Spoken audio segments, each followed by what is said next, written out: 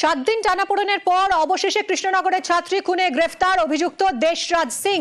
খুন করে অযোধ্যায় গা ঢাকা দেয় দেশরাজ। উত্তরপ্রদেশ হয়ে নেপালে পালানোর ছক বানচাল হয়ে যায়। ভারত নেপাল সীমান্ত থেকে গ্রেফতার দেশরাজ সিং। ট্রানজিট রিমান্ডে তাকে আনা হলো কৃষ্ণনগরে। কথা বলবো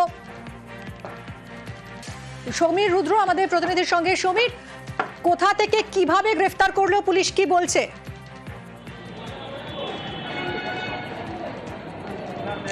দেখো, উত্তরপ্রদেশের মহারাজগঞ্জ জেলার নওতানওয়া, যেটা নেপাল ভারত বাংলা সীমান্তবর্তী একটা এলাকা, সেই এলাকা থেকে গ্রেপ্তার করা হয়েছে গতকাল বিকালে এবং আজকে তাকে কৃষ্ণনগর নেওয়া আসা হয়েছে এবং আজকে তাকে কৃষ্ণনগর জেলা আদালতে তোলা হবে।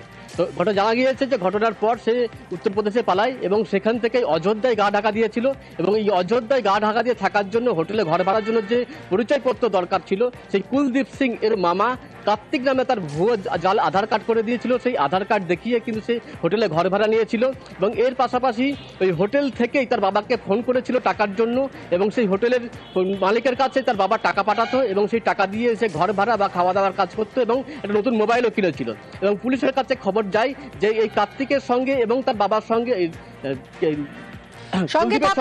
সঙ্গে থাকো। কিছুক্ষণ আগেই কৃষ্ণনগর পুলিশ জেলার এসপি সাংবাদিক সম্মেলন করে পুরো ঘটনা জানিয়েছেন। শুনবো কি বলেছেন তিনি।